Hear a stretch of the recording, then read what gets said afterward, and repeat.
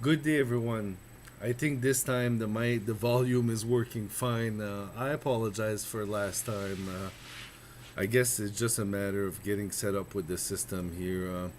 If the volume is not too loud, just tell us in the chat, and Anthony is gonna let me know so I can adjust the volume. Now, hmm? All right. Now, so today it's our second meetups. Um, we're gonna present Cap, and well, I'm gonna be the presenter. So for agenda, what we have is well, first I want to address last week's issue. So basically, I have my headset has two ways to plug it in, and I went through the USB dongle, thinking that I had more control over volume and everything while I was streaming. So it's just a little hand and volume and control this thing right here. So I thought I could use that, but yeah, essentially my setup is all set up for the plugged in audio, like the digital or analog um, input or whatnot. So yeah, I didn't want to mess too much with the setup and screw everything up. It took me a while to have all the layers and everything set up. So I apologize for that, but yeah, I got everything under control. Now I know Dungle is no good for this unless I create a new profile in OBS and stuff like that. So this week we don't have any available boxes because of my mistakes. I apologize about that. Um, so I was going to have Cap available, but what I'll do is, since you guys will have this video online on YouTube available to you, and you'll also have the walkthrough, is I'm gonna request for next month that we have access to Cap as well. So that way you'll be able to work on Cap, review this video later, and view on Cap. I apologize for that. I'll take the blame. I'll find somehow a way to make up for that. I'm sure. Now, for those who don't know me, my name is Tony Roy. I also go by the handle cyco, short for Psycho Slave. I got my EGPT earlier this year, and I'm currently working on BSCP, the Burp Sweep Certified Practitioner. So hopefully I'll pass that. I have 15 days, so I'll let you know next stream how that went. Now, we're still looking for volunteers, people who want to be presenter. If you want to be an organizer with me, help out with just hashing out some stuff. Basically, which box we're gonna do. If you want to do walkthroughs, it helps. It helps me with the load. So far, I've been doing everything all by myself, but I'm looking to get other people involved as well. I'm also looking for moderators, designers. You have any abilities that you think that we might benefit from? Shoot me a message on our Discord, and I'll be more than happy to talk about it with you guys. Now we already have next month next month's meetup planned out. I have Julien from Atlantic Cybersecurity Collective that's going to present DevZat. So that's going to be on Friday, December the 17th. So I'll send up the link via the meetups. It's essentially a medium Linux box. It's still active. So the video is going to be private for that one. So make sure to register to the meetup group because the video won't be available on YouTube until the box retires. So that's the agreement we have with HackTheBox, and I think it's fair. Essentially, we want to give the chance to everyone not to spoil the box essentially. So now I have a little bit of announcement. I'm not sure if you guys seen on the social media. I've heard that Santa is coming to town. So apparently Santa warehouse will compromise, and we're gathering a team of hackers to save the holidays. Well, Hack the Box is gathering a team of hackers. Now, will you be the ultimate hacking squad? So this is a CTF.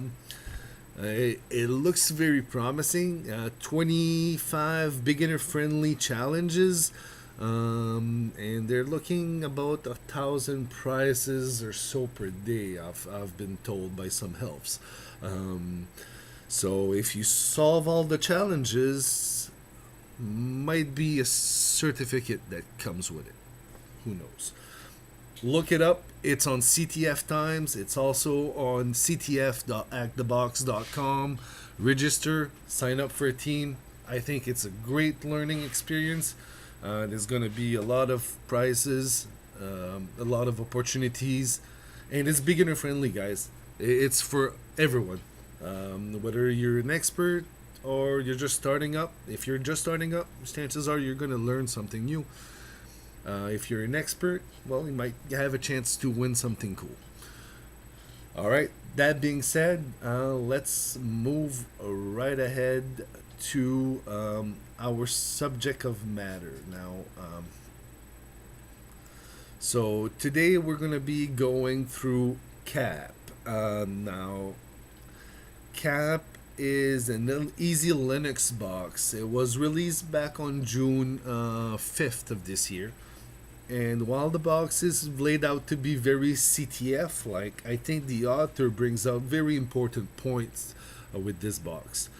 Broken access control rose to the first place in the OWASP top 10 for 2021 from its fifth position back in 2017 on that same top 10 list. So that shows how freaking those vulnerabilities have come in the real world, and how important it is to be familiar with that, especially if you're going to be doing pen testing or any kind of auditing. I think it's beneficial that you get familiar with IDORs.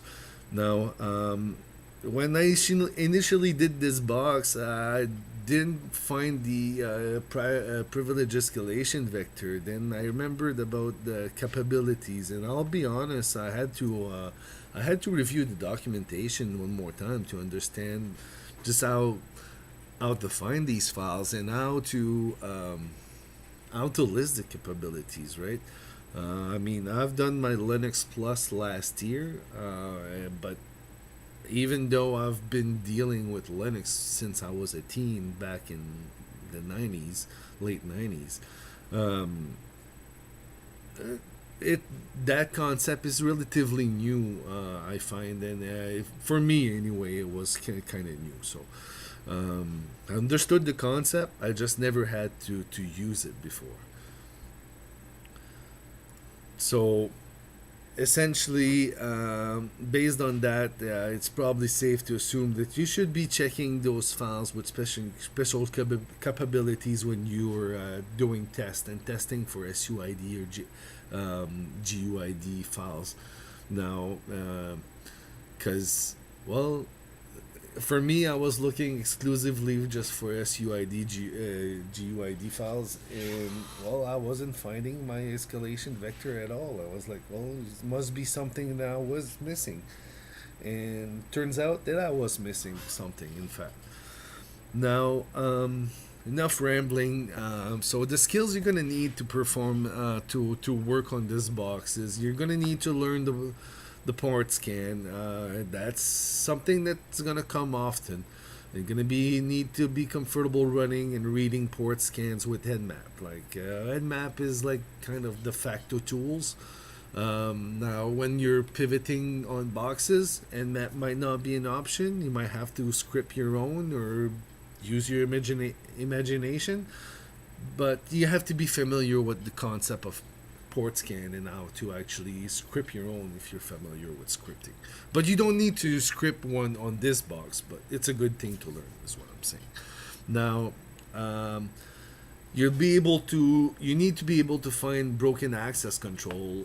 So for example, in this box in particular, the broken access control we have is an insecure direct object reference, HIDOR. So you heard me say IDOR a couple of times before. Essentially, that's what it is. It's an insecure direct object reference. So we'll talk later on what it is exactly. Now you need also to be able to read packet capture. So knowledge of Wireshark or T-Shark and how to read network traffic capture. You'll need to be able to do that. Obviously, you need to understand Linux capabilities because, well, this privilege escalation vector is based on that. So if you're not familiar with it, you might not be able to escalate, make your way to root. I'm not saying there's not another way to root this box, but I think the intended way was capabilities because with the name you got cap for capture and cap for capabilities. So I think that's kind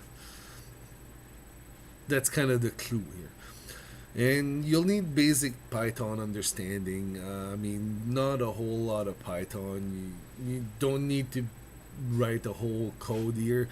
As long as you're able to spawn a shell from a Python script and ability to review the code from the application.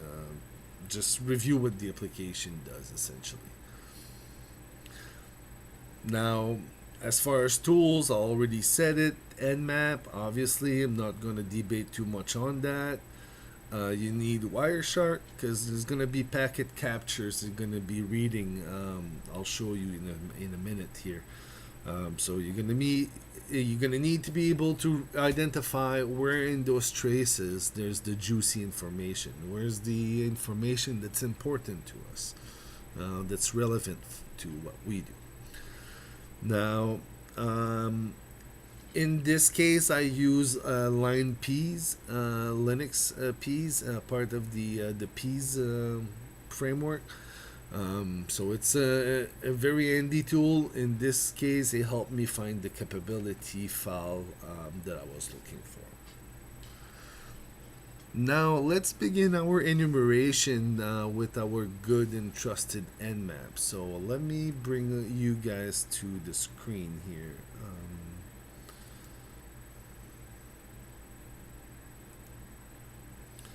All right. So might not be big enough. Perfect. So from here, we're just gonna do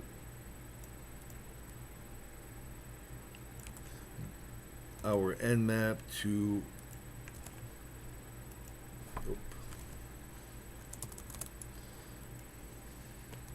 apparently I don't know how to paste tonight.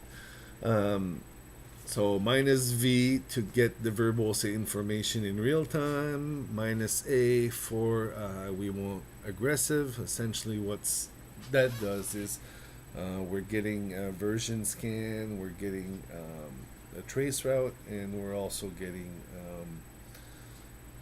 version information.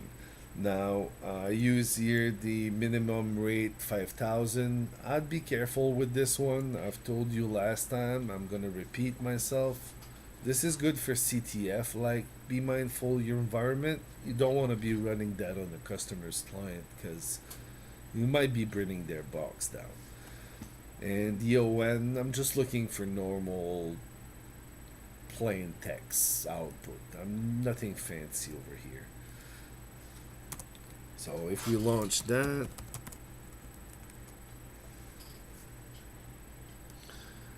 and we find out, it brings us to 3 ports. Now, I have this lower version, I have included that in the walkthrough. It just basically, you just remove the min 5,000 here, over here. And I normally do more scans. In this particular instance, I usually launch this full scan as well.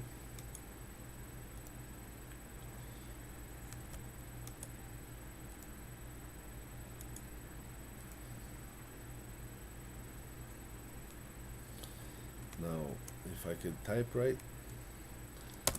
So this is going to take a little bit more time. So we're just going to let that run in the background.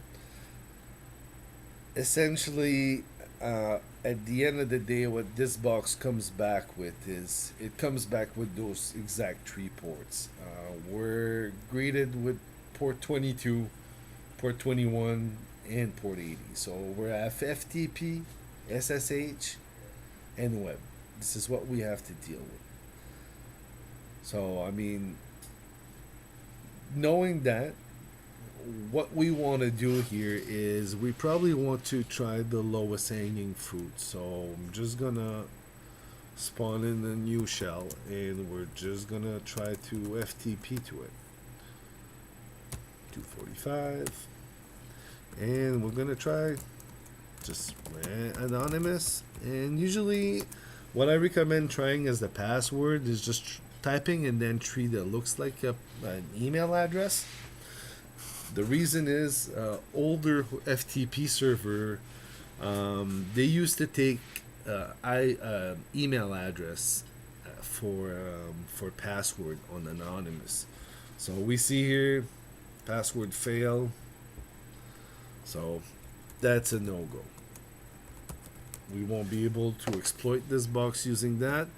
Now, the next attack vector, I mean, if we look up the result we've been that just came up our screen, we have the very secure FTP daemon. Now if we bring up Google,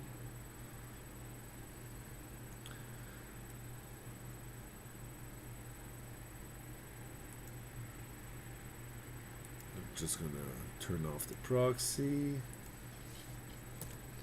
and if we look that up, essentially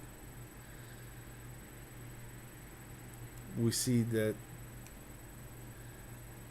there's a denial of services apparently. I wasn't able to find any issues. There was a bypass security in the previous version, in the 3.0.2, but yeah, I mean, that version came out quite a while ago, in July 2015.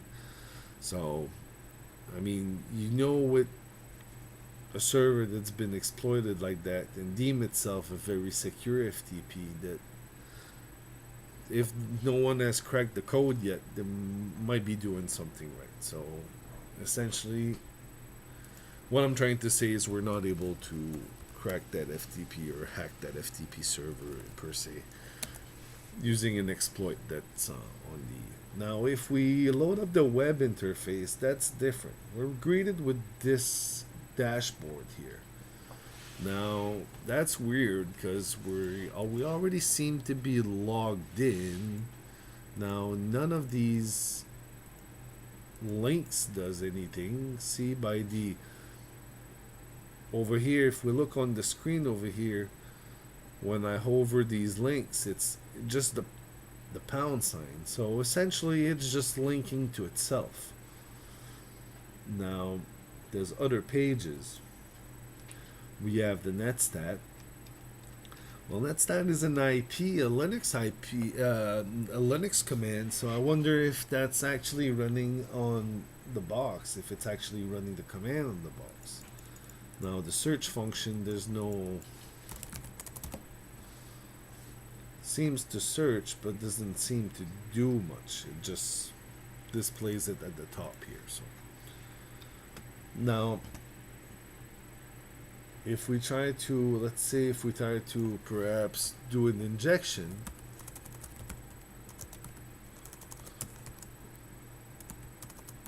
so let's do a netstat. We're gonna put the semicolon and then we're gonna try uname -a. Or maybe we just try uname.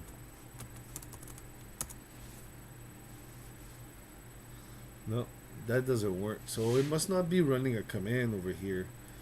because otherwise it would probably allow us to do something. It just straight up tries to go to that page and doesn't exist. So that doesn't look to be the way we get in on this box.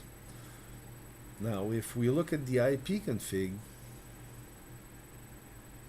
that looks like an IP config as well, but we know that this output is not spit out by a command called IP. It's usually come via IF config. So that's probably the same thing as the network status. We're not going to get much from it. Now, this is where the interesting information, or where all the fun stuff comes to play. So if we click on this one, we're greeting with this page over here. It looks alright. Now, there's a download button. And nothing more. Let's see if we can download this file. Sure enough, we can download it. Let's open it with Wireshark.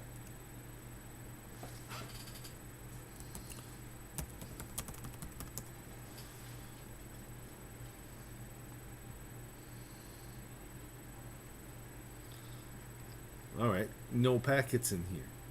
Well, it makes sense, because that file did tell us that there was no packets. Now, if we refresh, still no packets. But if we click on the capture file again, now we're greeted to number 2. So that's kind of strange. So there's some kind of thing here. I wonder if there's a number 3. Probably not, because it doesn't exist yet. Well, if we go the other way around, we add the number 1, we add number 2. Let's try number 0. Oh, that's fancy. So this is what's called an IDOR over here. That's basically someone else was created this packet, this file here, and we somehow have access to it. I wonder if there's any information in here. So we open the Wireshark. This is what we see.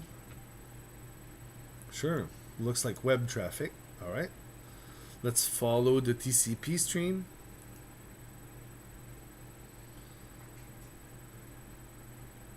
All right, just a web page. So let's do the same thing over here. Let's view this TCP stream number 2. Again, we're just viewing a web page.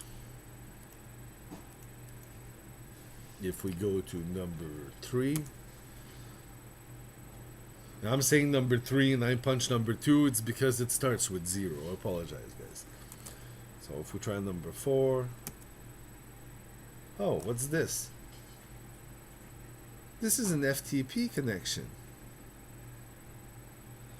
And if we follow this stream, oh, well, that's why FTP is not a very good or very secure protocol, because everything has been just spit up in plain text. So poor Nathan over here logged in, but we got his password. Now there's a FTP box on this server. I wonder if it was this box that he's trying to access. Guess there's only one way to find out. So if we minimize that and we go to our over here, and we see here our full scan just came back up, and we still have only 21, 80, and 22. So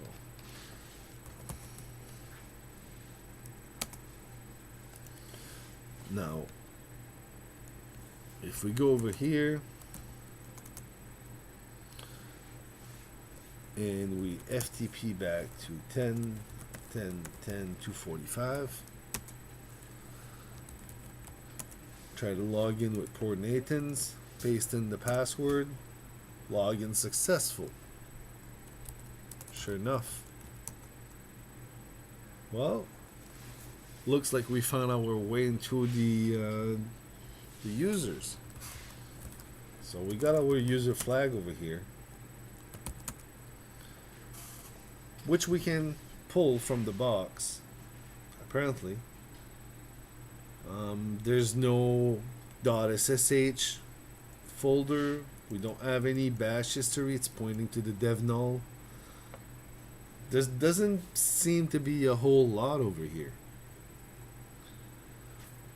But we got user. So, that being said, let's take a short break. 10 minutes. And we'll be back to show you how we're going to root this box. Be right back.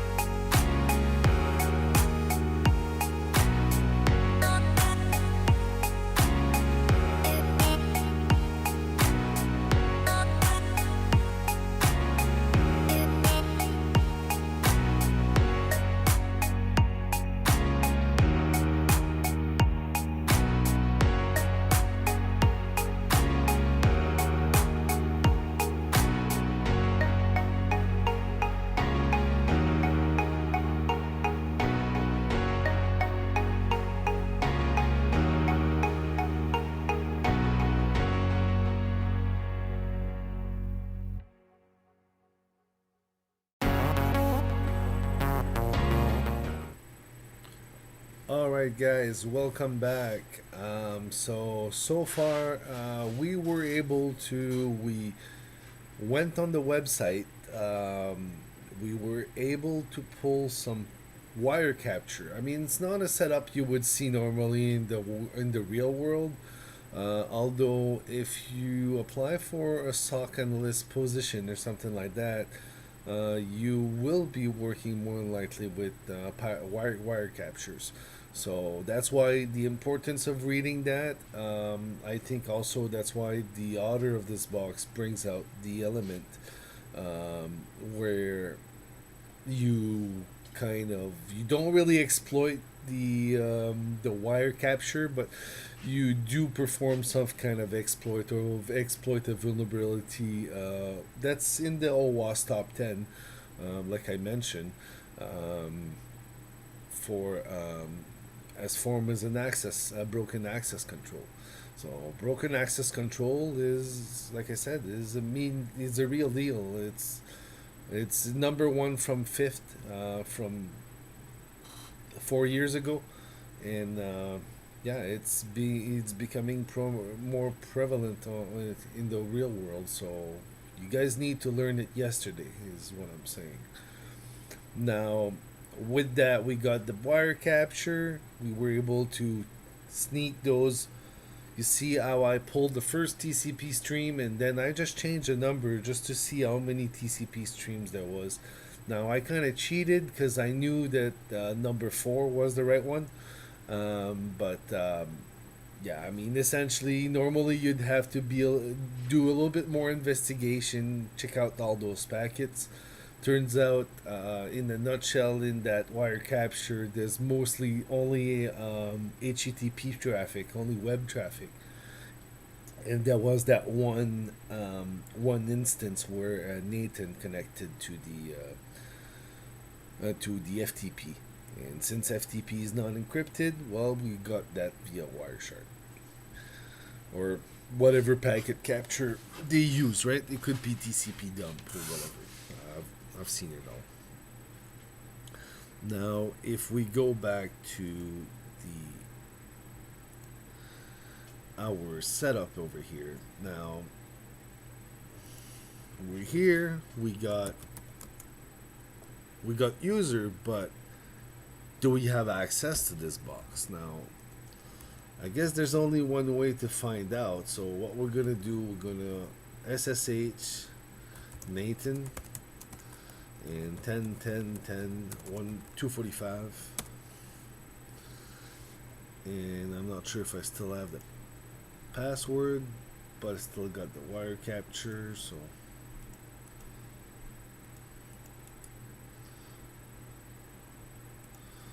I'm lazy, I don't want to select. Paste that in. Sure enough, that's how we get access. So we already have that user file. We already deliberated that there wasn't any SSH file that we could use. But regardless, we're able to SSH in with the exact same password. So now, from here, the first thing I would normally do is I would check the version for sudo. It asks us for Nathan's password. Shoot that in. It's a no-go. Nathan doesn't have sudo access. So I wonder if there's other user on the box. Looks there's only our single user. And, well, that didn't work. Now, what we're going to do in this case, I usually go to the temp folder.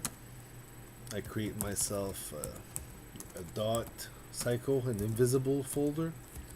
The reason I do that is I don't want to interfere with other people's work. I don't want to be spoiling anything for anyone that's working on the box at the same time as me.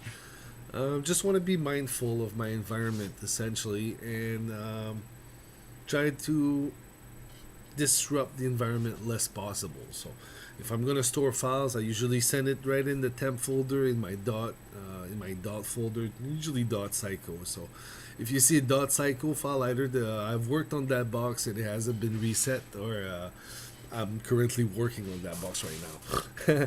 So essentially, that's how I store my files. So we're gonna go here, and we're just gonna over here. I think I have my lin peas. Oh yeah, so I kept all my files over here. So we can see when I was doing the initial exploit of this box, I kind of pulled a couple packet files before I understood what was going on. No shame there. I'm like you, I'm just learning. You have to start somewhere. So essentially, we're gonna use Python to spawn a FTP or a web server, and from here we're just gonna wget, and well, it would help if I had my IP address.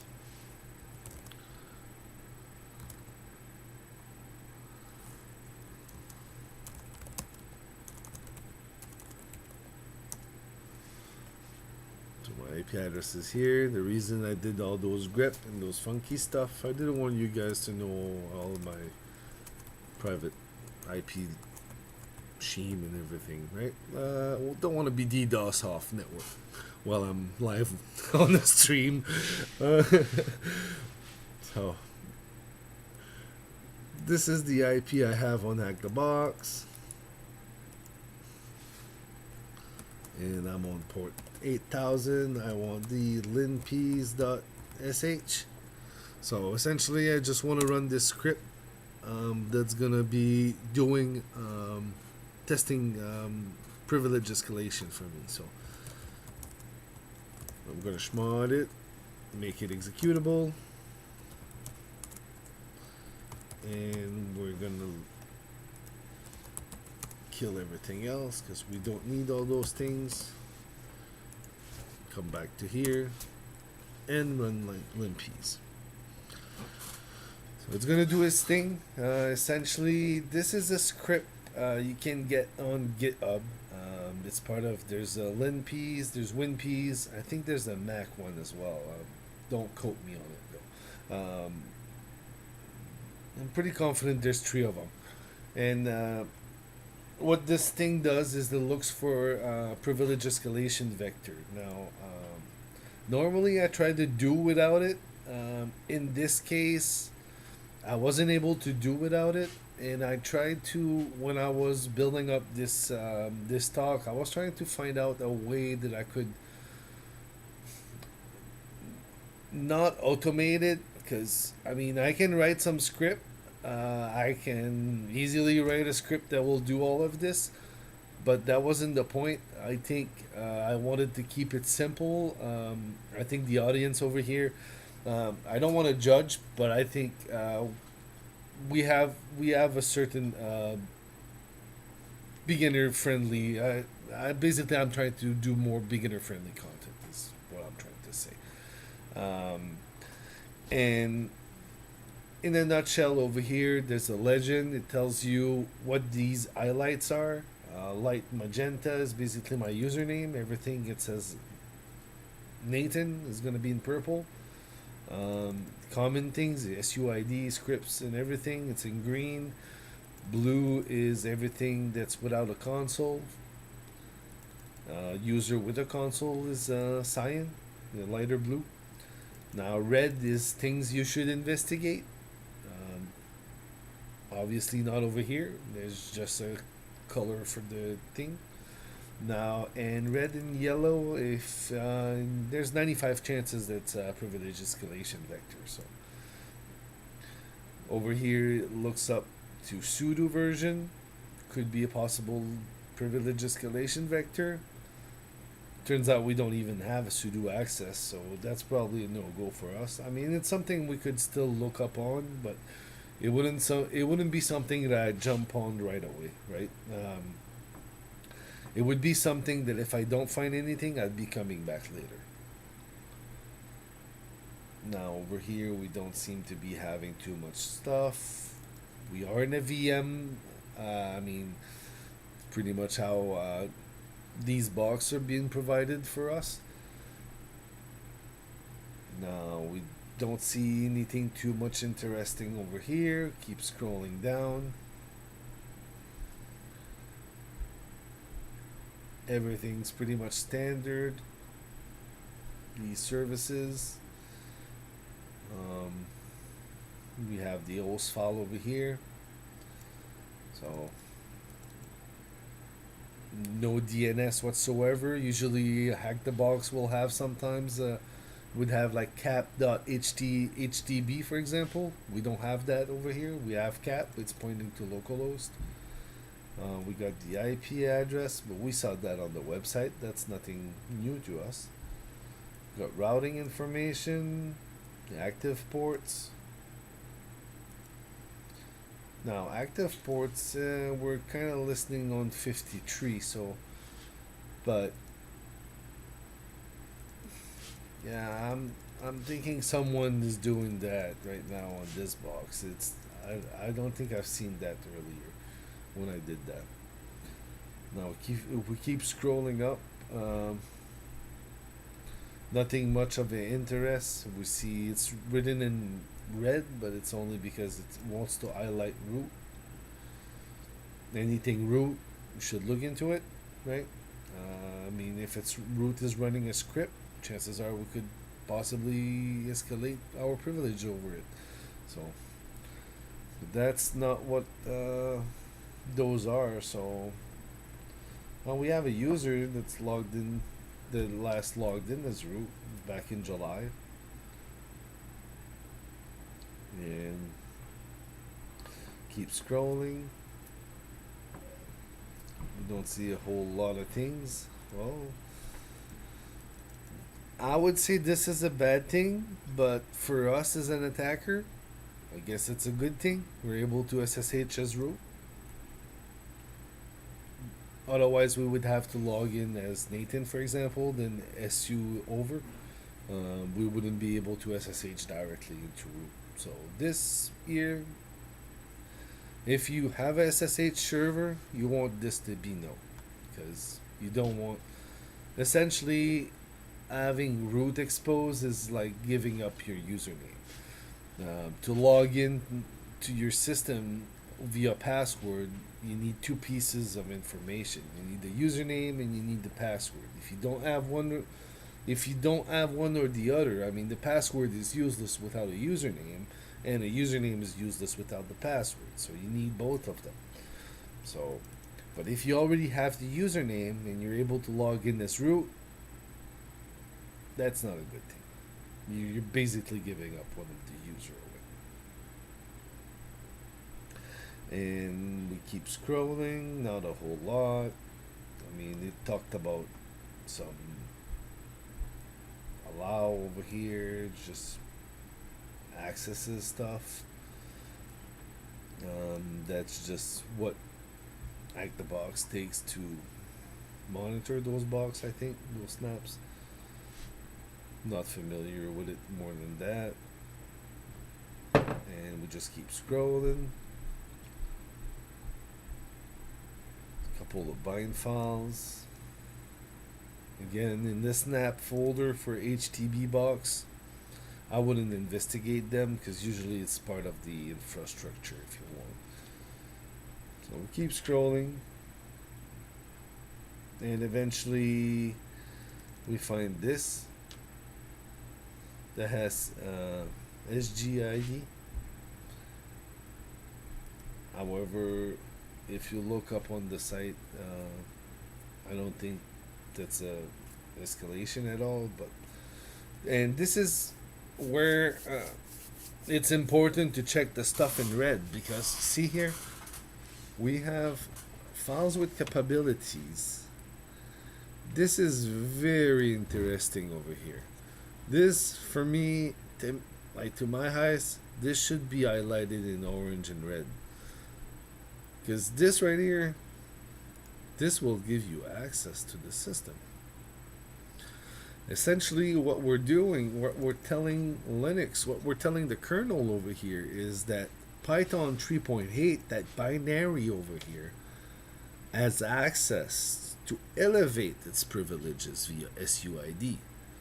Now, if you're not familiar with SUIDs, you can change the ID that the process runs at. So basically, the process can spawn itself, a little bit like sudo does. Like when it gives you access to another user, it needs to spawn to that other. It kind of does that over here. So I'm not gonna go to the details because I might be wrong with the exact details. I mean, I've done the Linux Plus some ways ago, and it wasn't quite the most efficient way for me to learn it. So, um, although I'm familiar with most of these stuff because I've been working with Linux a long time, I don't think my explanation would be accurate. But essentially, this here, you're able to get a privilege escalation. So, let's dig deeper into this now.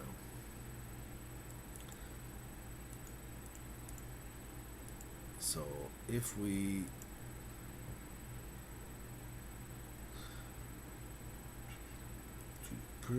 now,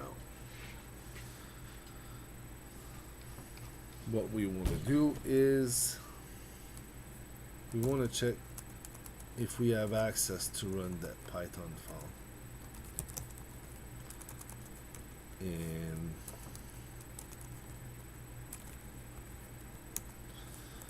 well, I can't type as always.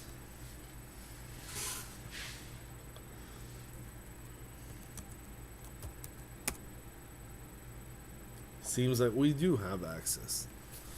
So let's see.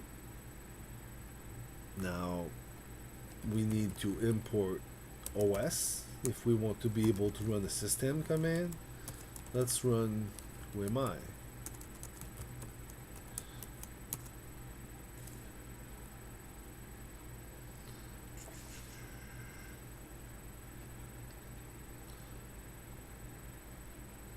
Yeah, I should be.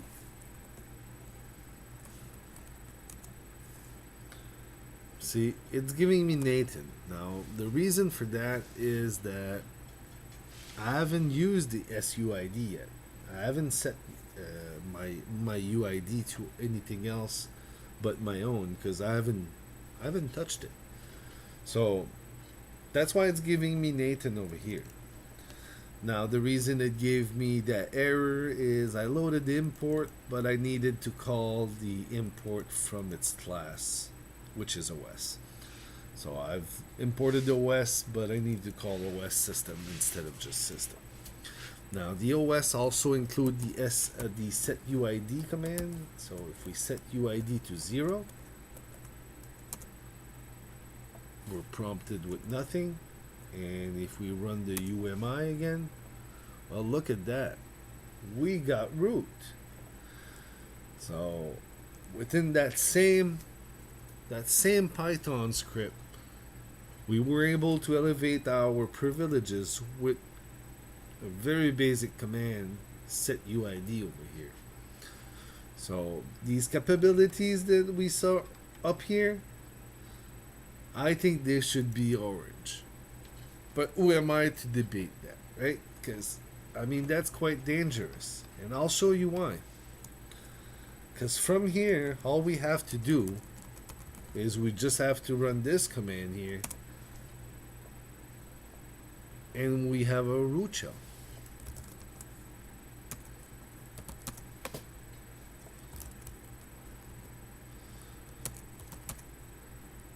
Now, you're gonna ask why I cd tiddle and it brought me to the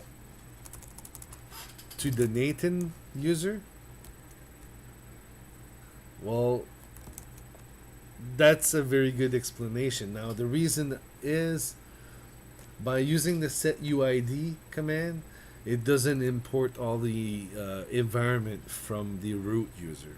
So I'm still left with all the environment, everything that I had from the Nathan session that I have that's running in the background. So it's not related too much to this box. I just wanted to throw that in there. So that's the reason when you CD this, you're not going to slash root, but you're going to user Nathan, old Nathan, essentially. And well, this is how you do CAP. So CAP stands for packet capture, and for capabilities. All right, two of them. That was a neat name. Now it makes more sense. Now I thought that was a fun box. It gets you to use a different set of skills you would use on a regular basis on for this type of work. Not essentially all together like this, but it's all things that you need to know. Not all stuff that's very neat to learn. And I think that the author did a good job demonstrating that, or at least in this CTF-like environment, show us stuff that we need in the real world. Now, while I may not be a pro at Python, I did a mistake earlier, and you might not be a pro at Python. I mean, I think this was fairly easy just to spawn a shell like this. We did that with like import OS, set UID, system bash, 3 commands. It could be all done in one liner. Like essentially, if we exit out of here and we just import OS, we can do this here. Import OS set UID 0,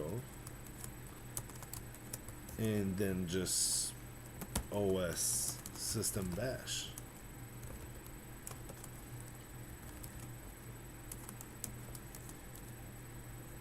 If I can type correctly, it would help. See, just a one-liner. It's not even like quarter of my screen, and just how it is. So now we've done this stream. I hope to see you next month on the 17th, where we're gonna be presenting DevZat. It's a medium box. There's gonna be a little bit more meat to it, a little bit more. It's a little bit more information to grasp out of it. It's more real world like. I think you're gonna like this box. I haven't rooted it myself yet. I'm not the one presenting it. I will be rooting it by the 17th, but yeah, I haven't. I've got a user access, but I don't have root yet. So it's gonna be something that I'm gonna have to work on. So just make sure that you're subscribed on the YouTube. You registered on the meetup because next box will be on stream on YouTube, but the video will not be public until the box is retired. Until then, thank you for watching, and keep on hacking.